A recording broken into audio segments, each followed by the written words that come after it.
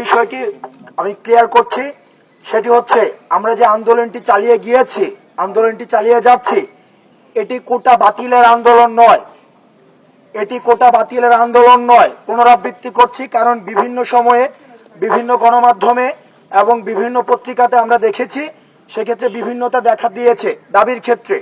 আবারও পরিষ্কার করছি, আমাদের আন্দোলনটি কোটা বাতিলের নয়, বরং বাস্তবতার সাথে সমন্বয় রেখে কোটার যৌক্তিক সংস্কার। আমি যদি আমাদের যে দাবিটি ছিল, আমাদের এক দফা দাবি, এই এক দফা দাবিটি আমি একটু আবার পুনরাবৃত্তি করছি। সকল গ্রেডের সরকারি চাকরির সকল গ্রেডে অযৌক্তিক ও বৈষম্যমূলক কোটা বাতিল করে সংবিধানে উল্লিখিত অনগ্রসর গোষ্ঠী ও বিশেষ চাহিদা সম্পন্নদের জন্য কোটাকে ন্যায্যতার ভিত্তিতে ন্যূনতম পর্যায়ে এনে সংসদে আইন পাশ করে কোটা পদ্ধতিকে সংস্কার করতে হবে। এটি ছিল আমাদের দাবি। এখন প্রশ্ন থেকে যায় যে ন্যূনতম পর্যায় বলতে আমরা কি বুঝাচ্ছি। 2 নম্বর বিষয়ে একটা প্রশ্ন থেকে যায়, আমি প্রথম 2 নম্বর বিষয়ে প্রশ্ন থেকে যায়, যেটা নিয়ে আমরা অনেক সময় সবচেয়ে বেশি প্রশ্ন ফেস করেছি, মিডিয়াতে সবচেয়ে বেশি প্রশ্ন ফেস করেছি যে আমরা মুক্তিযোদ্ধা কোটার বিরোধিতা কিনা। অনেকেই আমাদেরকে এইভাবে ফিঙ্গার পয়েন্ট করা হয়েছে যে এই আন্দোলনটা শুধুমাত্র মুক্তিযোদ্ধা কোটার বিরোধিতার জন্য হচ্ছে আন্দোলনটা করা হচ্ছে। আমরা স্পষ্ট করতে চাই, এই আন্দোলন মুক্তিযুদ্ধ কোটার বিরোধিতা না। মুক্তিযুদ্ধ যারা করেছে তারা আমাদের জাতির শ্রেষ্ঠ সন্তান।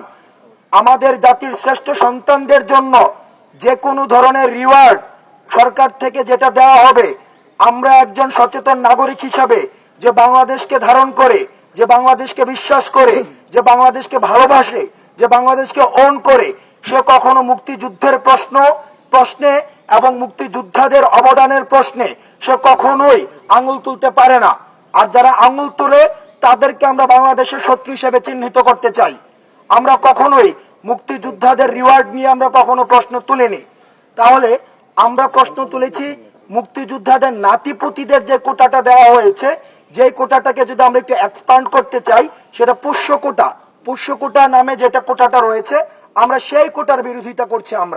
আমরা মুক্তিযোদ্ধাদের যে প্রাপ্ত বা বর্তমানে যে সুবিধাগুলো রয়েছে, সেই সুবিধাগুলোকে প্রয়োজনে যদি কর্তৃপক্ষ মনে করে থাকে, নীতি নির্ধারক যদি মনে করে থাকে, সেই সুযোগ সুবিধার যেই পরিধি রয়েছে সেটা চাইলে বিস্তৃত করলে আমরা সেটাকে স্বাগত জানাবো, আমরা সাধারণ জনগণ সেটাকে স্বাগত জানাবে। কিন্তু মুক্তিযোদ্ধাদের যে নাতিপুতিদের যে কোটা রয়েছে, আমরা সেই কোটার বিরোধিতা করছি। আবার আসে আমাদের দ্বিতীয় পয়েন্ট, ন্যূনতম পর্যায় বলতে আমরা কি বুঝাচ্ছি। ন্যূনতম পর্যায় বলতে আমাদের একটা বিষয়, আমরা যখন এই আন্দোলনটা শুরু করেছি, এই আন্দোলনটা এখন গণমানুষের আন্দোলনে পরিণত হয়েছে। অভিভাবকরা সেখানে সংহতি জানাচ্ছে, কৃষক সংহতি জানাচ্ছে, শ্রমিক সংহতি জানাচ্ছে, আমাদের রেমিটেন্স যোদ্ধারা সংহতি জানাচ্ছে। কারণ সবাই নিশ্চিত হতে চায় তাদের সন্তানদের তারা যে উদ্দেশ্যে পড়াশোনা করাতে চাচ্ছে, তারা যেন পড়াশোনা শেষে একটা নিরাপদ কর্মসংস্থান নিশ্চিত করতে পারে। এই নিরাপদ কর্মসংস্থানের জায়গা থেকে তারা দেখেছে যে কোটা একটি বাধা, সেই জায়গায় কোটাকে তারা একটি সমস্যা হিসেবে চিহ্নিত করেছে। দ্বিতীয়ত যে জায়গাটি রয়েছে, বাংলাদেশের যে সচেতন মহল রয়েছে, এই সচেতন মহল মেধাভিত্তিক স্মার্ট বাংলাদেশ এবং বর্তমান একবিংশ শতাব্দীর বিশ্বমানের বাংলাদেশ গড়ার ক্ষেত্রে মেধাকে একটি সমস্যা হিসেবে চিহ্নিত করেছে। তৃতীয়ত আমরা দেখেছি গত 2 দিন আগে বুয়েটের শিক্ষক সমিতি একটি বিবৃতি দিয়েছে যে কোটা পদ্ধতিতে যদি বুয়েটে সেখানে হচ্ছে শিক্ষার্থীকে ভর্তি করা হয়, তাহলে বুয়েটের স্ট্যান্ডার্ড ফল করার সম্ভাবনা রয়েছে।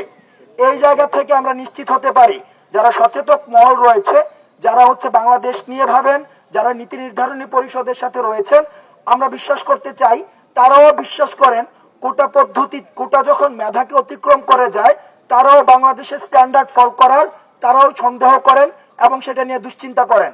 সেই জায়গা থেকে কোটারতে কাদেরকে অন্তর্ভুক্ত করা যায়, আমরা নীতি নির্ধারকদের সাথে কথা বলেছি, আমরা স্টেক হোল্ডারদের সাথে কথা বলেছি, আমরা শিক্ষক পর্যায়ের মানুষদের সাথে কথা বলেছি, আইনজ্ঞদের সাথে কথা বলেছি।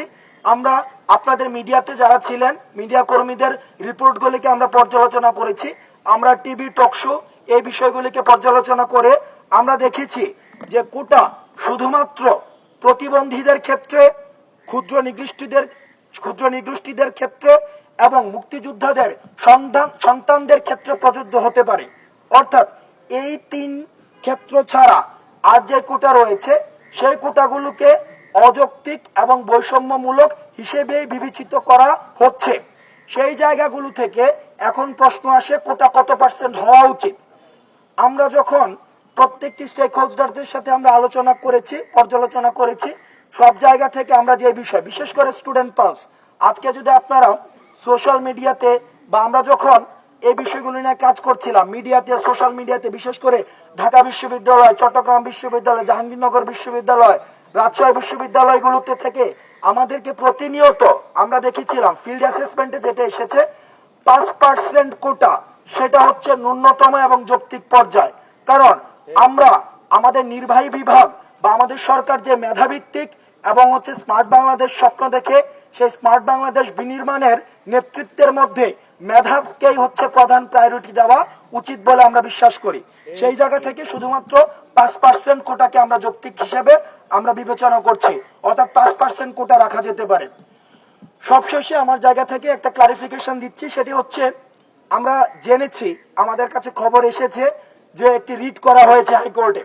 এখন রিটের যে রেজাল্ট সে বিষয়ে আমরা জানি না। রিট সেটা 18 সালের পরিপত্রটাকে স্থগিত করতে পারে, অথবা যে 18 সালে যে 5 জুনে যে সিদ্ধান্তটা নেওয়া হয়েছে সেটাকেও বহাল রাখতে পারে।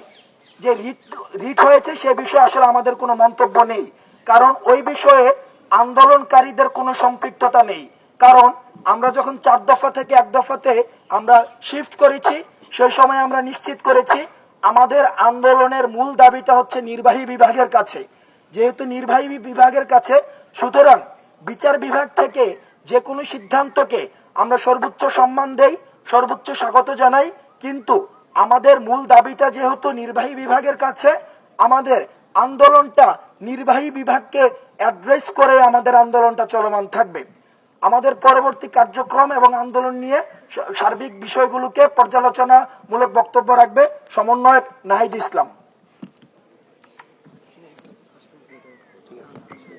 5ই জুন থেকে আন্দোলনটি চালিয়ে যাচ্ছে এবং 1 জুলাই থেকে যে আমাদের টানা আন্দোলন, আমরা রাজপথে আমাদের দাবিগুলো কিন্তু স্পষ্ট করেছি, প্রমাণ করেছি, এবং আমাদের সাথে যে শিক্ষার্থীদের যে একাত্মতা সেটিও স্পষ্ট হয়েছে।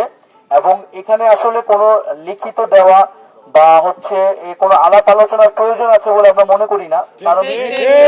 কারণ 2018 সালে এই কাজগুলো কিন্তু শিক্ষার্থীদের পক্ষ থেকে একবার হয়েছে। যথেষ্ট আলাপ আলোচনা এবং কোটার যে সংস্কারের যৌক্তিকতা সেটি প্রমাণিত তখনই হয়েছে। তো এটি নিয়ে তো আসলে নতুন করে আর কোনো কথা বলার ছিল না। তারপরও সরকারের জায়গা থেকে যদি দায়িত্বশীল কেউ আমাদের সাথে আলোচনার আহ্বান করত, তাহলে হয়তো আমরা সেই জায়গাগুলা তাদের কাছে অ্যাড্রেস করতে পারতাম। কিন্তু আমরা দেখেছি সরকার সেই জায়গায় বা নির্বাহী বিভাগ সেখানে নিশ্চুপ ভূমিকা পালন করেছে। তো আমরা মনে করছি যে আমাদের দাবিগুলো খুব স্পষ্ট এবং যৌক্তিক, এবং সরকারের কাছে 2018 সালেই আমরা 6 বছর আগেই এই দাবিগুলো তাদের কাছে কিন্তু পৌঁছে দিয়েছিলাম। ফলত নতুন করে এখন আর তাদের কাছে আনুষ্ঠানিকভাবে পৌঁছানোর কোনো প্রয়োজন বোধ করছি না। না, হরতাল না, এটাকে আমরা বাংলা ব্লকেট কর্মসূচি বলছি, যেটি একটি শিক্ষার্থীদের স্বতঃস্ফূর্ত অবরোধ এবং অবস্থান কর্মসূচি। হরতালে অফিস আদালত থেকে শুরু করে সবকিছু কিন্তু বন্ধ থাকে। আমরা এখনো হরতালের দিকে যাচ্ছি না। আমরা আশা করব যে তা আমাদের সেদিকে যেতে বাধ্য না করা হয়। এবং আমরা অনেকেই জানতে চাচ্ছেন যে আমাদের আন্দোলন আসলে থামবে কবে বা আন্দোলনে আমরা কখন আসলে প্রত্যাহার করব। সরকারের পক্ষ থেকে যতক্ষণ না আমরা কোনো সুস্পষ্ট বক্তব্য এবং দৃশ্যমান পদক্ষেপ পাচ্ছি না আমাদের দাবি পূরণের জন্য, ততক্ষণ পর্যন্ত আমাদের এই আন্দোলন কিন্তু চলবে এবং এই ব্লকেট কর্মসূচিটি অব্যাহত থাকবে। আমরা এখন পর্যন্ত কোনো ধরনের হুমকি বা বাধা পাচ্ছি না, এবং আমাদের কর্মসূচিগুলোতে আইন শৃঙ্খলা বাহিনীর আমরা যথেষ্ট সহযোগিতা পাচ্ছি। তবে আমাদের হলে হলে শিক্ষার্থীদের নানাভাবে পরোক্ষভাবে বাধা প্রদান করা হয়, কর্মসূচিতে আন্দোলনে না আসার জন্য অনুৎসাহিত করা হয়। আমরা আশা করব যে কোটা সংস্কারের আন্দোলন একটি যৌক্তিক আন্দোলন, সকল দল মতের ঊর্ধ্বে গিয়ে এই আন্দোলনের সকলের অংশগ্রহণ করা উচিত। কারণ রাজনীতি বা সংগঠন প্রত্যেকের আলাদা হতে পারে, কিন্তু সরকারি চাকরিতে কিন্তু সকলেরই আসতে হয়, সকলের প্রস্তুতি নিতে হয়। তাই আমাদের আহ্বান থাকবে যে এই ধরনের কোনো বাধা বিপত্তি যাতে না করা হয়, এবং বিশ্ববিদ্যালয়ের প্রশাসনের প্রতি আমাদের আহ্বান থাকবে তারা যাতে শিক্ষার্থীদের পূর্ণ নিরাপত্তা হলে হলে প্রদান করে। সবাইকে ধন্যবাদ। সংবিধানের মূল কথা সুযোগের সমতা, সুযোগের সমতা, সংবিধানের মূল কথা, আমার সোনার বাংলা বৈষম্যের ঠাঁই নাই। বৈষম্য